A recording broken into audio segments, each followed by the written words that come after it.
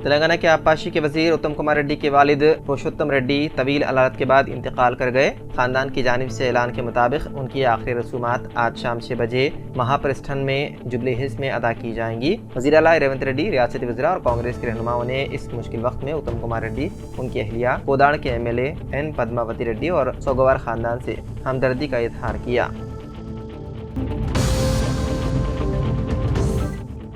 ग्राम पर हुई दोस्ती के बाद हैदराबाद में खातून की गई इस्मत रेजी। ये वाकया मधुरा नगर पुलिस स्टेशन हदूद में आया पेश। पुलिस के मुताबिक 30 साल खातून फिल्मों में असिस्टेंट डायरेक्टर के तौर पर काम किया करती है। हाल ही में उसने अपने शोहर से तलाक ले ली। इस दौरान उसकी दोस्ती इंस्टाग्राम पर शशि किरण रेड्डी से हुई। उसने काम का बहाना करते हुए खातून को 27 सितंबर को अपने घर बुलाया और उसके साथ शर्मनाक हरकत की। खातून ने किसी तरह से वहां से निकलने के बाद पड़ोसियों की मदद से पुलिस कंट्रोल रूम को फोन किया। पुलिस इस पूरे वाक़े की कर रही है तहकीकात।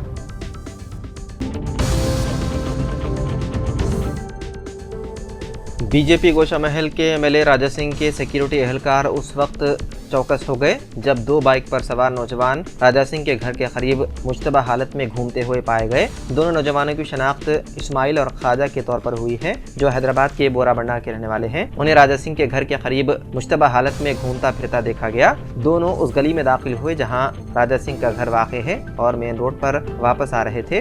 उन्हें देखते ही मुकामी लीडरों और राजा सिंह के बंदूक बरदारों ने दोनों को पकड़ लिया। उनके फ़ोन चेक किए गए और मंगलहाट पुलिस को इतला दी गई, जिसके बाद उन्हें हिरासत में लिया गया। पुलिस की जानिब से उनसे पूछताछ की जा रही है, जिससे अब तक कोई मुश्तबा चीज़ नहीं मिल सकी। मंगलहाट पुलिस स्टेशन के एक एहलकार ने बताया कि दोनों नौजवान बोराबंडा के रहने वाले हैं और उनकी कोई साबिक़ा मुजरिमाना तारीख नहीं है।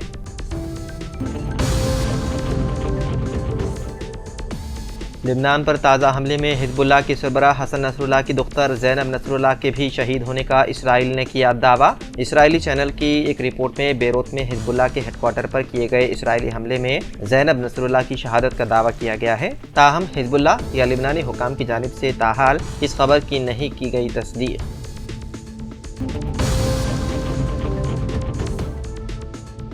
तेलंगाना RTC ने हैदराबाद के बाद पहली मरतबा करीमनगर में RTC की इलेक्ट्रिक बसों का आगाज़ किया। वज़ीर ट्रांसपोर्ट पूनम प्रभाकर ने RTC के मैनेजिंग डायरेक्टर VC सज्जनार के साथ मिलकर करीमनगर के अम्बेडकर स्टेडियम में 33 इलेक्ट्रिक बसों को झंडी दिखाकर रवाना किया। इस मौके पर पूनम प्रभाकर ने कहा कि RTC ने सबसे पहले हैदराबाद शहर में इलेक्ट्रिक बसों को शुरू किया था। अब करीमनगर में भी इलेक्ट्रिक बसों को शुरू किया गया है। बाद में रियासत के दीगर शहरों में भी उन बसों को शुरू किया जाएगा। उन्होंने कहा कि करीमनगर में 70 इलेक्ट्रिक बसों को मंजूर किया गया है।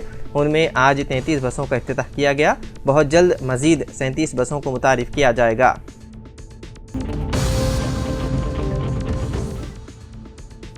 इस्मत रेजी जुर्म में 20 साल की सजा भुगत रहे डेरा सच्चा सौदा के सरबराह गुरमीत राम रहीम सिंह ने हरियाणा असेंबली इंतखाब से पहले 20 दिनों की पेरोल मांगी है। 5 अक्टूबर को होने वाले इंतखाब के लिए मिसाली ज़ाब्ते खिलाफ नाफिद होने की वजह से रियासती हुकूमत ने पेरोल की दरख्वास्त हफ्ते को चीफ इलेक्टोरल ऑफिसर को भेजी है। पेरोल की यह दरख्वास्त हरियाणा असेंबली इंतखाब से कुछ दिन पहले के लिए की गई है। जराये का कहना है कि हुकूमत ने चीफ इलेक्टोरल ऑफिसर को मुशावरत के लिए तजवीज़ की दरख्वास्त भेजी है। CEO ने उसके बदले में कसूरवार की रिहाई के लिए हंगामी सूरत हाल और मजबूरी के बारे में जानकारी मांगी। गुरमीत राम रहीम इस वक्त रोहतक की सुनारिया जेल में बंद है। 13 अगस्त को बागपत वाक़े डेरा में रहने के लिए उसे 20 दिन की छुट्टी दी गई थी।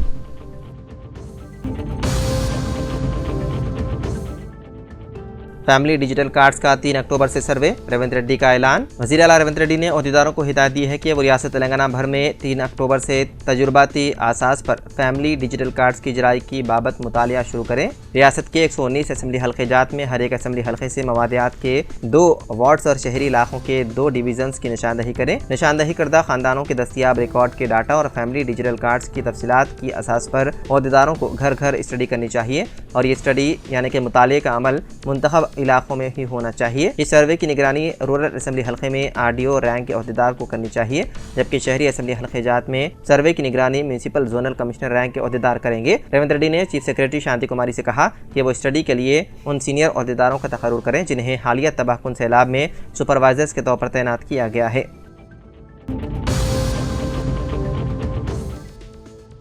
जनाब आमिर अली खान साहब, रुकन कानून साज कौंसिल व न्यूज़ एडिटर सियासत ने मरकज़ी हुकूमत के वक्फ तरमीमी बिल साल 2024 को गैर दस्तूरी करार देते हुए बिल से दस्तबरदारी का मुतालबा किया।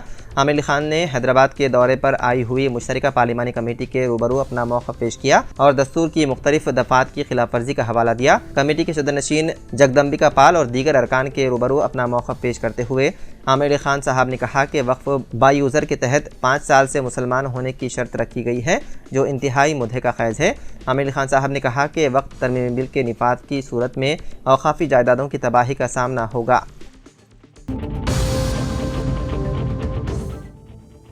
मारूफ दलित तेलुगु मुसन्निफ़ा बी विजया भारती, जो ज्योतिराव फूले की ज़िंदगी की तारीख़ का तेलुगु में तर्जुमा करने वाली पहली खातून थी, हफ्ते के रोज़ सुबह 6 बजे इंतकाल कर गई। उनकी उम्र 84 बरस थी। वो दायमी सेहत के मसाइल में मुब्तला थी। बी विजया भारती आंध्र प्रदेश के मशरिक़ी गोदावरी ज़िले के राजोलू में मशहूर शायर बोई भीमन्ना और नगर गौतम के यहाँ पैदा हुई। वो आनजहानी इंसानी हुकूक के वकील बोजा तारका की अहलिया थी। उनके ख़ानदान में उनकी बेटी डॉक्टर मेहता, जो उस्मानिया मेडिकल कॉलेज की प्रोफेसर हैं, और उनका बेटा राहुल बोजा, जो तेलुगु देशम महकमे आपाशी में प्रिंसिपल सेक्रेटरी के तौर पर खिदमत अंजाम देते हैं।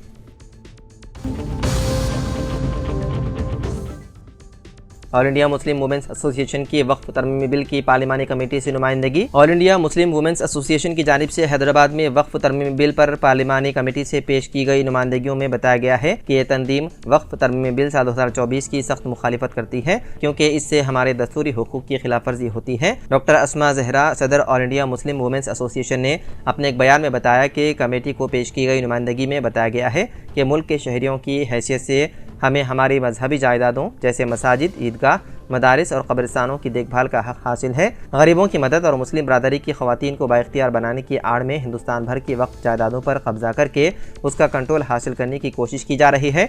हिंदुस्तानी मुसलमानों का वाहिद मुतालबा यही है कि वक्फ एक्ट 1995 और साल 2024 को बहाल किया जाए।